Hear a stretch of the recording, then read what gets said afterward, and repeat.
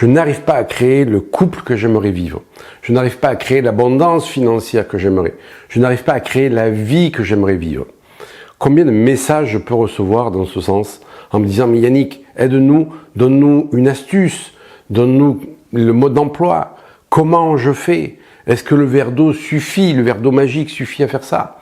Est-ce que la loi d'attraction suffit parce que j'ai beau la pratiquer et ça ne fonctionne pas ?» Ça se saurait si c'était aussi facile qu'un verre d'eau magique ou qu'une loi d'attraction, de regarder un chèque au plafond et de dire je vais recevoir ce chèque bientôt.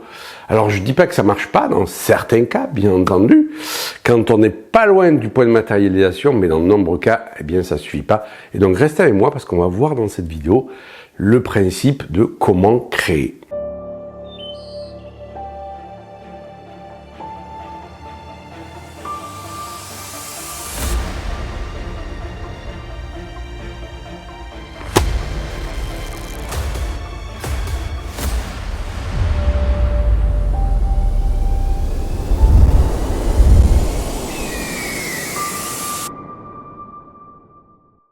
Je suis ravi de vous revoir dans cette vidéo. Si c'est la première fois que vous venez sur ma chaîne, n'hésitez pas à vous abonner, à cliquer sur le pouce sur la cloche, à partager et à commenter. À la base de toute création, il y a quoi? Il y a le trio inséparable qui est l'information, l'énergie, la matérialisation. Alors on va voir dans cette vidéo, point par point, ce qu'il en est de ce trio inséparable et comment on le met en action, qu'est-ce qu'on fait. Et pour ceci, je vais prendre un exemple pour illustrer mon propos. Si vous avez envie de créer par exemple un meuble, eh bien il faut déjà que vous ayez l'idée de ce meuble pour ensuite réaliser des plans. Si vous êtes enthousiaste à créer ce meuble, vous allez mettre l'énergie adéquate. Si c'est quelque chose qui vous tient pas forcément à cœur, ben il se fait, il se fait, il se fait pas, il se fait pas. Et ensuite, qu'est-ce qui va se produire? Bien, vous allez prendre les matériaux, utiliser des outils, vous mettre en action, y consacrer du temps, de façon à pouvoir matérialiser ce meuble. Et bien, on va voir que tout répond à ce principe. Au niveau de l'information, nous avons quoi? Bien, nous avons ce qu'on appelle les pensées. On dit que nos pensées créent notre réalité. C'est pas aussi simple que ça. Bien entendu qu'elles y participent, mais elles ne suffisent pas. Combien j'ai pu voir de personnes qui pensaient positif, qui pensaient vraiment atteindre leur résultat et pour autant ne l'atteignaient pas. Pourquoi? Parce qu'en arrière-plan des pensées, nous avons les émotions. Et si vos émotions sont contraires à vos pensées, eh bien ça va donc créer un sabotage. Si je veux atteindre cet objectif, mais que je me dis, que je ressens, pas je me dis, je ressens que je ne suis pas à la hauteur pour pouvoir atteindre cet objectif, je vais avoir du mal à l'atteindre. Si je ressens la peur de ne pas atteindre, de manquer par exemple, ou la peur de ne pas être assez bien pour cette personne, je suis au stade de l'émotion, et pourtant j'ai envie de vivre avec cette personne, eh bien ça risque de capoter. On a ensuite ce qu'on appelle les mémoires conscientes, les mémoires qu'on a vécues dans notre enfance par exemple, qu'on appelle l'expérience de vie, mais aussi les mémoires inconscientes, qui sont de l'intra-utérin, qui appartiennent à notre généalogie. Ça veut dire que si dans le ventre de ma mère, eh bien, je ne me suis pas senti accueilli, je me suis senti rejeté, c'était pas le bon moment, par exemple, pour arriver, eh bien, il se peut que dans ma vie, il y ait de fortes chances que je me sente indigne de réussir, d'atteindre ce résultat. Et ça peut créer des sabotages inconscients. Je vous donnerai certains exemples à la fin de cette vidéo. Donc ça veut dire qu'au stade de l'information, il n'y a pas que mes pensées. Il y a mes pensées, mes émotions, mes croyances et les fameuses mémoires qu'on appelle les mémoires cellulaires qui sont très très porteuses d'informations, je dirais dissonantes, qui peuvent nous empêcher de matérialiser. Donc quand je n'arrive pas à créer, eh bien ça va déjà passer par le fait d'avoir une clarté de ce que je veux atteindre. Je suis au stade de mes pensées. Je dois clarifier ce qu'il en est. Si je veux être heureux, c'est pas suffisant. Si je veux gagner plus d'argent, ok, avec 10 euros, je gagne plus d'argent. Est-ce que c'est exactement ce que je veux? Je dois clarifier précisément. Et quand on pose à des personnes, qu'est-ce que tu veux atteindre? Très souvent, c'est, je veux avoir plus confiance en moi. On s'en fout de ça. Comment ça, on s'en fout? Ben ouais, tu vas avoir plus confiance en toi. Pourquoi? Ben, je sais pas, j'arrive pas à parler en public. Ok. Donc ton objectif, c'est pas avoir confiance en toi. Ton objectif, c'est parler en public. Et pour cela, tu as besoin petit à petit de prendre confiance en toi. Et beaucoup de personnes n'arrivent pas à définir clairement leur objectif ou ne sont pas sur un objectif bien ciblé. Donc ça va déjà commencer par ça, bien entendu. Les émotions, il faut qu'elles soient raccord avec nos pensées. Si elles sont en dissonance, ça va créer un brouillage informationnel qui va aboutir à un sabotage. Donc mes émotions doivent coller à mes pensées, et bien entendu que ça ne se fait pas non plus comme ceci. Il y a des techniques de libération émotionnelle qui permettent justement d'accorder nos pensées avec nos émotions avec nos pensées. Libérer les mémoires, c'est quelque chose qui n'est pas toujours facile, surtout quand c'est des mémoires transgénérationnelles que l'on ne connaît pas et qui nécessitent un accompagnement, bien entendu. Mais c'est pour vous donner conscience, surtout que si vous n'arrivez pas à créer, ce n'est pas de votre faute forcément. C'est peut-être que vous avez des mémoires de faillite dans votre inconscient et qui vous disent « Non mais, si tu as plus d'argent, tu risques de le perdre, donc pas possible. » Et ça va saboter. On retrouve ça sur tous les domaines. Combien de femmes qui n'arrivaient pas à tomber enceintes, j'ai pu aider avec ce processus-là, parce qu'il y avait des mémoires de fausses couches, il y avait des mémoires d'IVG, il y avait des mémoires de femmes qui avaient failli mourir, au niveau de l'accouchement. Et l'inconscient dit « Mais stop, ça ne doit pas se reproduire, ça. Donc je n'autorise pas la procréation. » Et vous voyez, pourtant, la femme, elle avait envie de tomber enceinte. Ça veut dire que les pensées ne suffisent pas et les croyances ne suffisent pas. Il faut aller creuser plus loin. Et c'est là où on dépasse un peu le discours des coachs en disant « Mais les pensées, les émotions, les croyances... » Non, il y a aussi les mémoires. Et les mémoires sont méga importantes.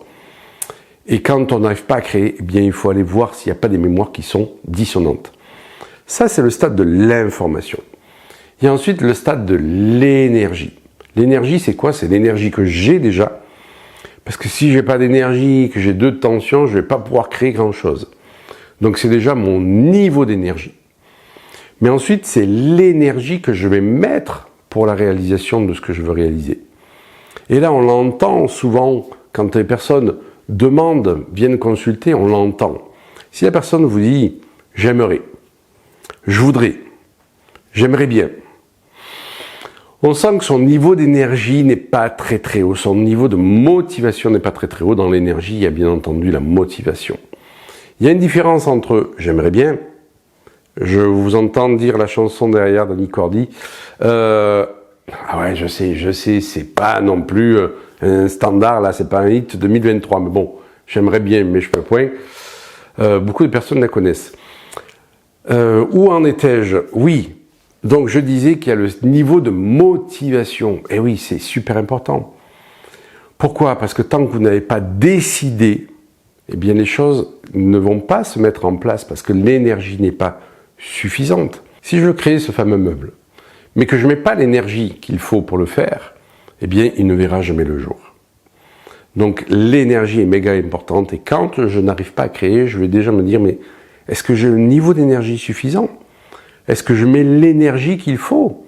Et ça, je suis confronté, mais tout le temps dans mes formations, des élèves qui ont du mal et on va aller voir l'information. Quelle est ta pensée? Quelle est ton émotion?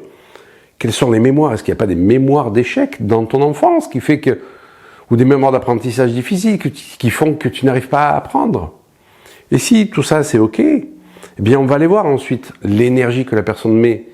Et si elle me dit, oui, je révise 1 fois par semaine, et elle ne met pas l'énergie qu'il faut. Et ce stade d'énergie, il est méga important. Pourquoi? Parce que l'information va se transformer en énergie, qui ensuite va se transformer en matérialisation. On arrive donc au stade de la matérialisation. Donc comme vous l'avez vu pour l'exemple du meuble, la matérialisation, c'est quels sont les matériaux que je vais utiliser, les actions que je vais faire et les outils que je vais faire aussi. Il est évident que si vous désirez faire une grosse armoire en bois massif et que vous commencez à attaquer ça à la lime à ongles, ça va mettre un certain temps. Ça veut dire que je dois utiliser les bons outils, les bonnes stratégies. Et là aussi, bien entendu, quand on n'est pas formé, on n'utilise pas forcément les bons outils, les bonnes stratégies et ça ne peut pas aboutir.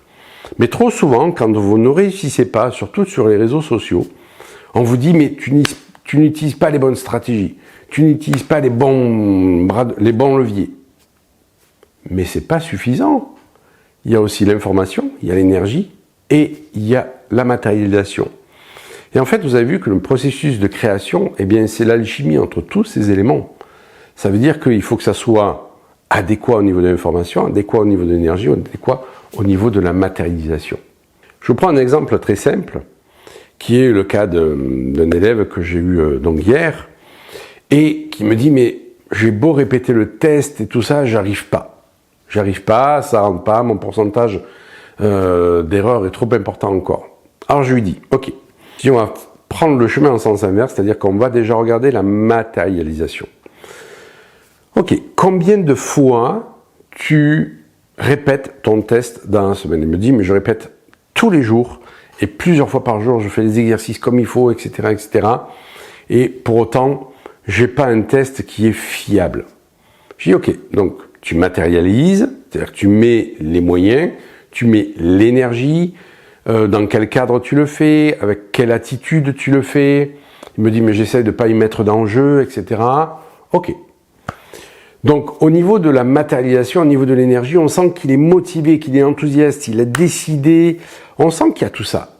Et pour autant, il n'y arrive pas. Et je lui demande de montrer son test. Et en fait, sa technique est bonne. La technique est bonne. Et je me dis, mais il y a un problème. C'est pas au niveau de la matérialisation, c'est pas au niveau de l'énergie, c'est au niveau de l'information. Et là, pareil, je regarde donc au niveau de ses pensées. Tiens, est-ce que tu es vraiment immergé dans le test quand tu le fais? Ouais, je suis immergé. Et là, pareil, je lui fais faire un exemple. Il est immergé dans son test. Au niveau des croyances, mais il a vraiment la croyance qu'il va y arriver. Il me dit, mais j'ai pas la croyance que je vais pas y arriver. Ok. Est-ce que tu n'as pas la croyance que tu n'es pas à la hauteur? Est-ce que tu n'as pas la croyance que les gens qui vont te voir vont te juger? Il me dit, mais je m'en fous des autres, etc. Ok. Donc, qu'est-ce qu'il nous reste? Il nous reste une mémoire. Qu'est-ce qu'il y a comme mémoire? Et en fait, quand on regarde sa famille, son arbre généalogique, eh bien, tous ceux de sa famille n'ont jamais réussi à matérialiser la vie qu'ils voulaient avoir. Ils n'ont jamais matérialisé, en fait, une vie qui correspondait à leurs désirs. Ça veut dire que lui, avec toute la volonté qu'il veut, il ne peut pas matérialiser, je dirais, une vie de praticien où il va pouvoir tester les choses en bioénergie, etc., puisque toute sa famille est dans cette loi familiale. Et lui, il se met en fidélité avec cette loi familiale. Donc on est allé voir pourquoi il se mettait en fidélité familiale. On a libéré, je dirais, cette mémoire. Et donc du coup, ce parasitage qui était relié à une mémoire va disparaître et son test va se réétalonner. Il aura un meilleur pourcentage de fiabilité de son test. Et si je dis ça, c'est qu'on l'a pratiqué sur maintes élèves et ça fonctionne comme ça. Donc vous voyez que c'est pas je veux, je peux. C'est pas je visualise que tous les jours je réussis mon test, que je vais y arriver. La création est plus subtile que ça. Alors bien entendu que la visualisation elle est importante, et bien que moi quand je veux créer des choses, je visualise pas. Je ne passe pas de temps à visualiser les choses que je veux créer. Ouais, je sais. Vous allez me dire mais c'est complètement à l'inverse de ce que les autres nous disent. C'est une option de pouvoir visualiser. Je dis pas que ça marche pas, je dis pas qu'il faut pas le faire, je dis que seulement moi je l'utilise pas. Je préfère aller voir si toutes mes pensées, mes mémoires, etc. sont alignées, quelle est l'énergie que je mets, et ensuite quels sont les outils que j'utilise pour pouvoir matérialiser. C'est mon mode d'emploi. Parce que visualiser, quand on a des mémoires qui sont bloquantes ou qu'on n'utilise pas, je dirais, les bons outils, ça sert pas à grand chose. Et beaucoup de personnes se sont trompées là-dessus en disant mais je vais visualiser, je vais penser, mes émotions sont adéquates, etc. Et puis, je passe pas à l'action. Ben, la matérialisation ne se fait pas parce que je passe pas à l'action. L'action est méga importante. Qu'est-ce que je fais des informations que j'ai alignées? Qu'est-ce que je fais de la clarté que j'ai mis de mon objectif? Qu'est-ce que je fais, je dirais, de l'énergie que j'ai? Si c'est pour rester sur un canapé et attendre que ça arrive tout seul, ça ne va pas se faire. Alors vous allez me dire, ouais, mais Yannick, tu enfonces des portes ouvertes. Mais combien de personnes je vois qui me disent, mais j'arrive pas à créer la vie que je voudrais? Ouais, ok, mais est-ce qu'il n'y a pas justement problématique au niveau des pensées qui sont pas niées, qui sont pas assez claires, qui sont pas assez focus? Quelles sont les émotions? Quelles sont les mémoires? Quelles sont les actions que tu entreprends pour faire ça? Alors pour aller plus loin dans ce mécanisme de création, j'ai décidé cette année de venir vous rencontrer lors de conférences qui vont se dérouler à Paris, Toulouse, Bordeaux et Nantes, de façon à ce qu'on puisse approfondir ce mécanisme de création, que vous puissiez me poser vos questions, qu'on puisse prendre des cas particuliers, voir où c'est que ça bloque. Cette conférence s'appelle Tout part de soi, on va passer plusieurs heures ensemble. De ce fait, vous allez ressortir avec une clarté d'esprit, avec des outils pragmatiques, avec une énergie croissante pour pouvoir créer un peu plus ce que vous désirez faire de votre vie. Donc je vous attends pour ces conférences, elles sont en présentiel, il n'y aura pas de diffusion en digital, c'est uniquement en présentiel. C'est important pour moi de vous rencontrer et puis dans ces conférences, on prendra des cas concrets qui vont me permettre de disséquer pourquoi telle ou telle personne, tel ou tel cas, on n'arrive pas à créer. Je vous attends pour ces conférences. À tout bientôt pour la prochaine vidéo. Le lien est dans la description. Ciao.